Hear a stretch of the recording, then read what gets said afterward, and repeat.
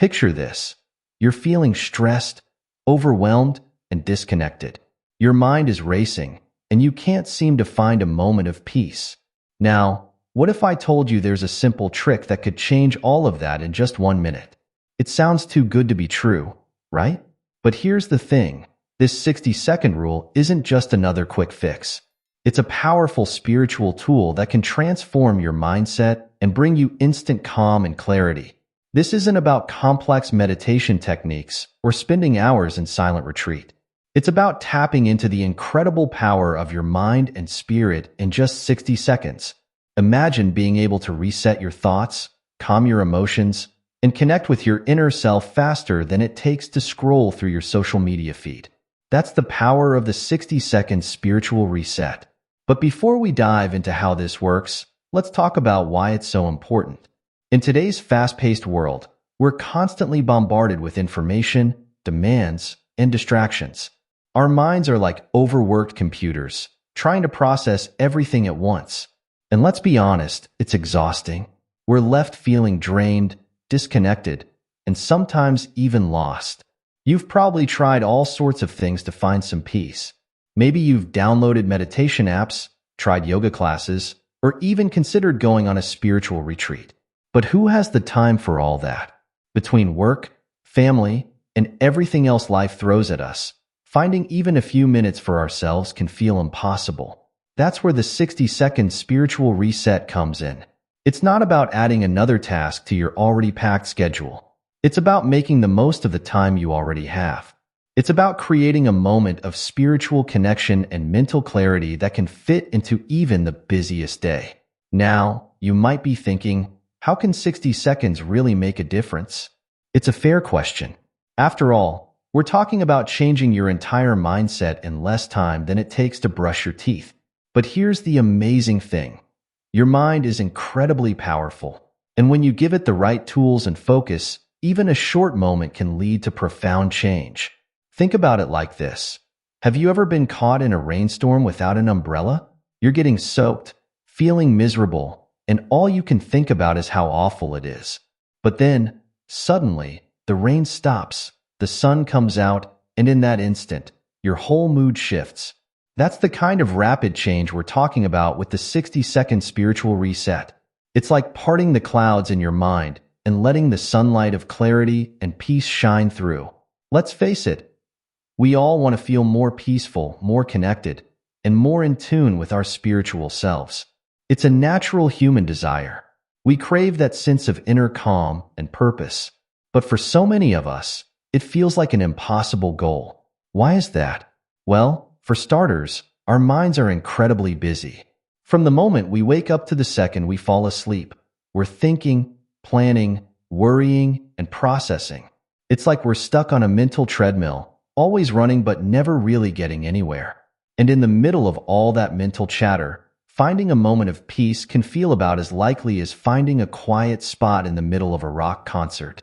But it's not just the busyness of our minds that's the problem. It's also the habits we've formed. Our brains are creatures of habit, and over time, we've trained them to operate in certain ways. If you're used to feeling stressed and overwhelmed, that becomes your default setting. Your brain starts to expect it, and before you know it, you're stuck in a cycle of negative thoughts and emotions. And let's not forget about the world around us. We're living in an age of constant stimulation. Our phones are always pinging. Our inboxes are always full, and there's always another notification demanding our attention. It's like we're trying to find inner peace while standing in the middle of a carnival. No wonder it feels so hard. Then there's the pressure we put on ourselves. We see images of perfectly zen people on social media, sitting cross-legged on a mountaintop, looking like they've got it all figured out. And we think, why can't I be like that? We set these impossibly high standards for our spiritual journey, and when we inevitably fall short, we feel even worse. All of this creates a perfect storm that makes changing our mindset seem like an insurmountable challenge. We want to change. We know we need to change, but it feels like we're trying to turn around a massive ship with a tiny paddle. It's frustrating, it's discouraging, and it can make us want to give up on our spiritual growth altogether. But here's the thing. It doesn't have to be this way. The reason so many of us struggle to change our mindset isn't because we're broken or because we're doing something wrong. It's because we haven't found the right tools. We're trying to fix a specialized problem with a one-size-fits-all solution, and it's just not working. That's why the 60-second spiritual reset is so powerful. It's not about completely overhauling your life or spending hours in meditation. It's about making small, manageable changes that can have a big impact. It's about working with your mind, not against it. Now that we understand the problem, let's talk about the solution. The 60-second spiritual reset isn't just another quick fix or spiritual gimmick. It's a simple yet powerful technique that can help you tap into your inner wisdom and change your mindset in an instant. Here's how it works. The 60-second spiritual reset is all about creating a brief but intense moment of mindfulness and gratitude. It's like hitting the pause button on the chaos of your day and giving yourself a chance to realign with your spiritual center. The beauty of this technique is its simplicity. You don't need any special equipment or training. You don't need to be in a specific place or wear special clothes. All you need is yourself and 60 seconds of your time. That's it. You can do this anywhere, anytime, at your desk, in your car, when you're parked, of course, or even in line at the grocery store. The 60-second spiritual reset is divided into two simple parts. In the first 30 seconds, you focus on your breath. This might sound basic, but it's incredibly powerful. Your breath is like an anchor, tethering you to the present moment and helping to quiet the noise in your mind. For these 30 seconds, all you need to do is close your eyes and pay attention to your breathing. Feel the air moving in and out of your body. Notice the rise and fall of your chest. Don't try to change your breath or control it in any way. Just observe it.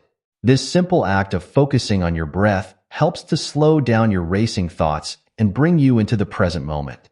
In the second 30 seconds, you shift your focus to gratitude. This is where the real magic happens. Gratitude is like a superpower for your mind and spirit. It has the ability to instantly shift your perspective and open your heart. For these 30 seconds, think of something you're grateful for. It can be anything, big or small. Maybe you're grateful for the cup of coffee you had this morning, or for the smile from a stranger on the street. Maybe you're grateful for your health, your family, or your job. Whatever it is, focus on it intently. Really feel the gratitude in your heart. This combination of mindful breathing and focused gratitude is what makes the 60-second spiritual reset so powerful. It's like a 1-2 punch for negativity and stress. The breathing calms your mind and body, while the gratitude opens your heart and shifts your perspective. But why does this work so well? It all comes down to the way our brains are wired. When we're stressed or overwhelmed, our brains go into fight or flight mode. This is great if we're facing a physical threat, but not so helpful when we're trying to deal with everyday stressors. The 60-second spiritual reset helps to break this cycle. The focused breathing activates your parasympathetic nervous system, the part of your nervous system responsible for rest and digestion. This helps to calm your body and mind, reducing the physical symptoms of stress and anxiety. At the same time, the gratitude practice helps to rewire your brain for positivity.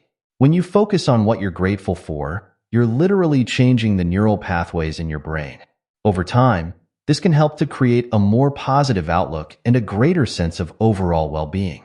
But the 60-second spiritual reset isn't just about feeling good in the moment. It's about creating a ripple effect that can change your entire day and eventually your entire life. When you take these 60 seconds to reset, you're giving yourself a fresh start. You're stepping out of the cycle of stress and negativity and into a space of calm and clarity. From this place of calm and clarity, you're better equipped to handle whatever challenges come your way. You're more likely to respond to situations with patience and understanding, rather than reacting from a place of stress or frustration. You're more in tune with your intuition, better able to make decisions that align with your true self. And the best part? The more you practice the 60-second spiritual reset, the easier it becomes. It's like building a muscle. The more you use it, the stronger it gets. Over time, you may find that you're naturally more mindful and grateful throughout your day, even when you're not actively practicing the reset. But don't just take my word for it. The power of mindfulness and gratitude is backed by scientific research. Studies have shown that regular mindfulness practice can reduce stress, improve focus, and even boost your immune system. And gratitude has been linked to increased happiness, better relationships, and improved overall health. The 60-second spiritual reset combines these powerful practices into one simple, accessible technique. It's like a shortcut to spiritual growth and mental well-being. And the best part? It's available to you anytime, anywhere. So, are you ready to change your mind in just 60 seconds? Are you ready to tap into the power of your spirit and transform your day? The 60-second spiritual reset is your key to instant mindset change. It's your ticket to a calmer, clearer, more connected you.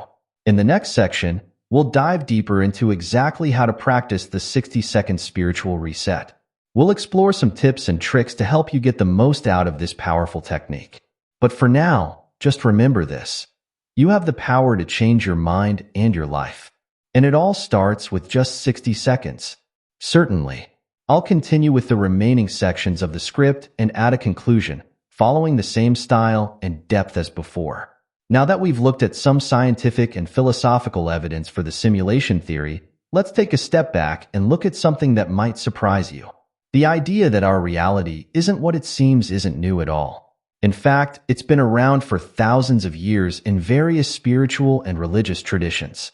Have you ever heard the phrase, "life is but a dream"? Or maybe you've come across the idea that the physical world is an illusion. These concepts have been part of spiritual teachings for a very long time. Let's start with ancient Hinduism. There's a concept called Maya, which means illusion or magic. According to this idea, the world we see and experience isn't the ultimate reality. It's more like a veil that covers the true nature of existence. In Buddhism, there's a similar idea. Buddhists talk about the world of appearances being empty of inherent existence. They say that what we think of as solid reality is actually more like a dream or a mirage. Even in Western traditions, we find similar thoughts. The ancient Greek philosopher Plato had this famous allegory of the cave. He described people chained in a cave, only able to see shadows on a wall. They think these shadows are reality because it's all they've ever known. But the true reality is outside the cave, in the world casting those shadows. Now, doesn't all of this sound a lot like what we've been talking about with the simulation theory? The idea that what we see and experience isn't the whole picture, that there's a deeper reality behind it all? But it gets even more interesting. In many spiritual traditions, there's the idea that we can wake up from this illusion. Buddhists talk about enlightenment, Hindus about self-realization, mystics about union with the divine. In all these traditions, there's this notion that we can see beyond the veil of ordinary reality.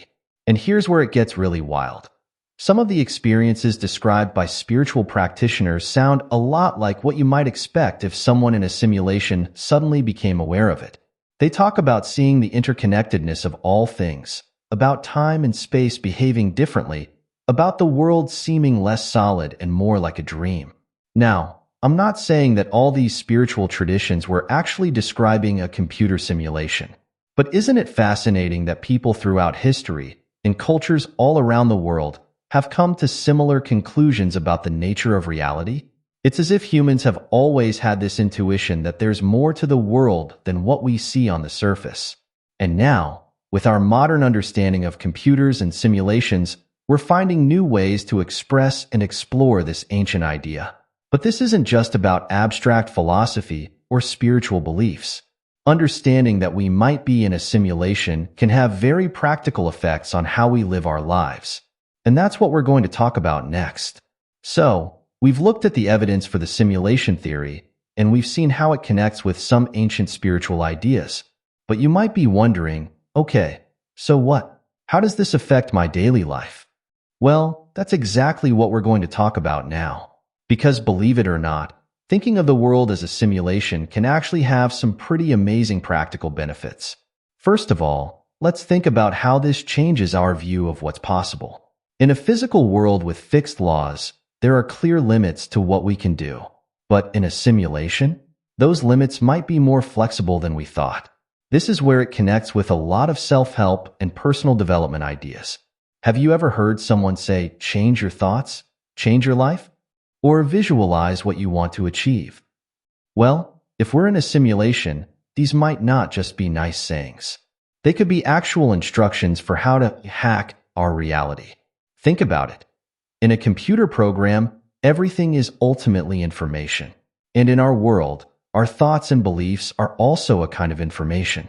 So by changing our thoughts and beliefs, we might actually be changing the code of our personal reality. This isn't just New Age wishful thinking. There's a lot of scientific research showing how our beliefs and expectations can shape our experiences. The placebo effect is a great example. People can experience real physical changes just because they believe they're taking a medicine, even if it's just a sugar pill. But it goes beyond that. Studies have shown that our beliefs can affect our performance, our relationships, even our health. If we're in a simulation, this makes perfect sense. We're changing the parameters of our personal program. Now, this doesn't mean you can just wish for $1 million and it'll appear. Remember, even in a video game, you still have to play by the rules. But understanding that reality might be more flexible than we thought can be incredibly empowering. It can change how we approach problems. Instead of seeing obstacles as fixed and unchangeable, we can start to see them as challenges in a game. We can look for creative solutions, try different approaches, and maintain a sense of possibility even when things look tough.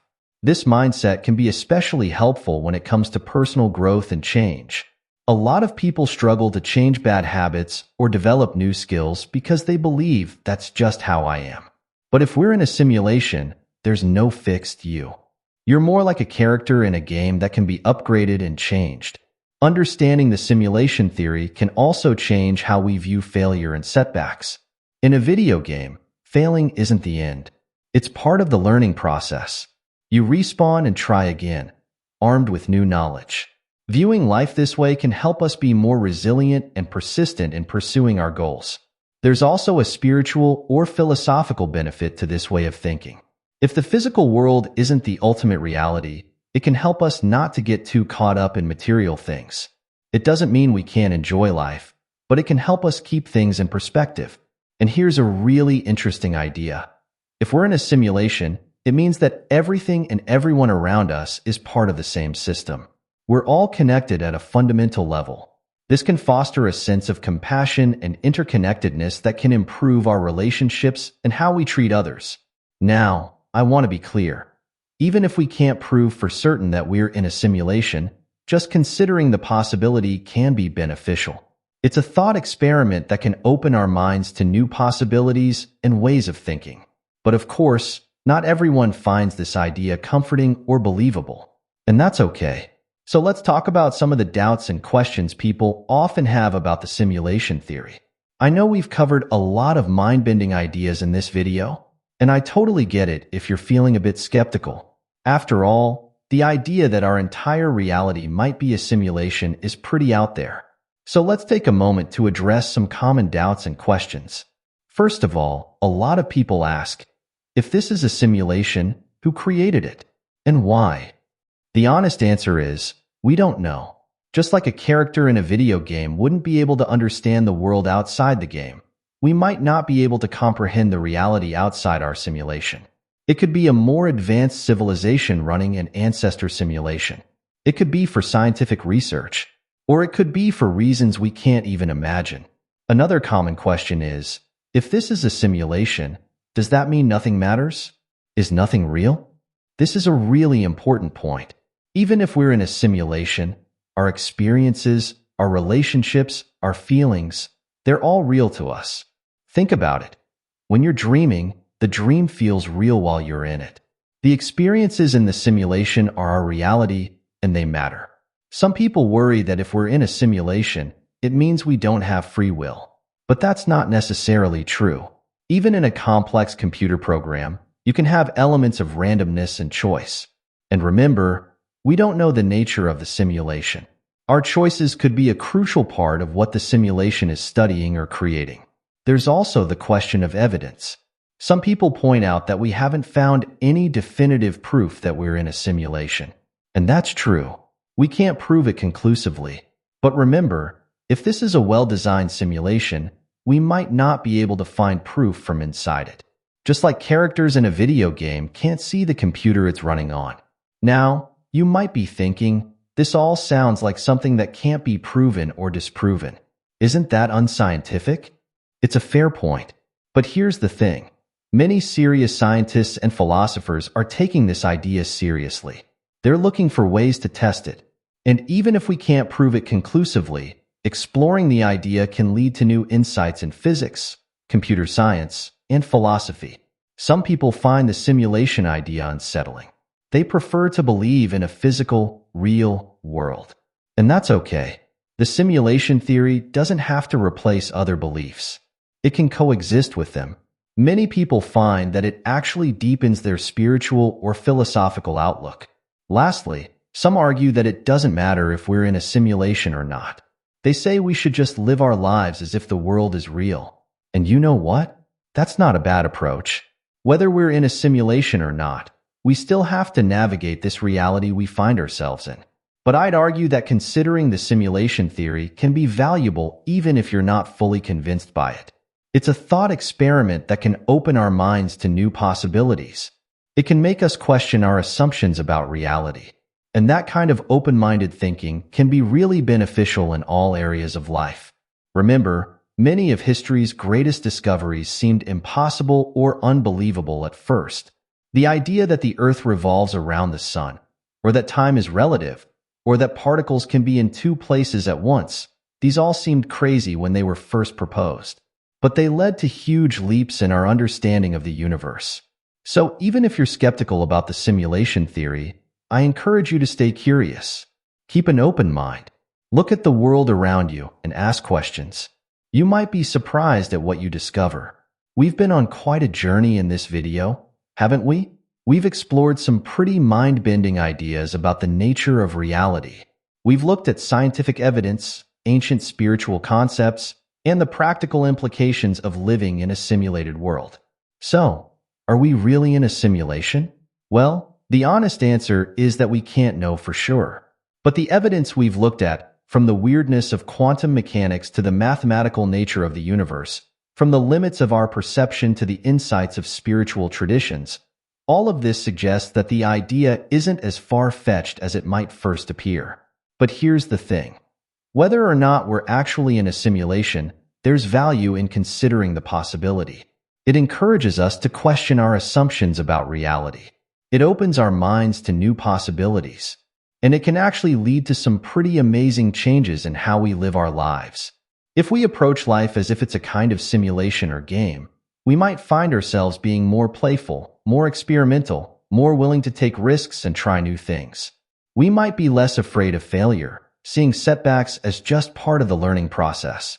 We might feel a deeper connection to the world and people around us, recognizing that we're all part of the same system. And perhaps most importantly, we might realize that we have more power to shape our reality than we thought. Not through magic or wishful thinking, but through changing our perceptions, our beliefs, and our actions. So here's my challenge to you. For the next week, try looking at the world as if it might be a simulation.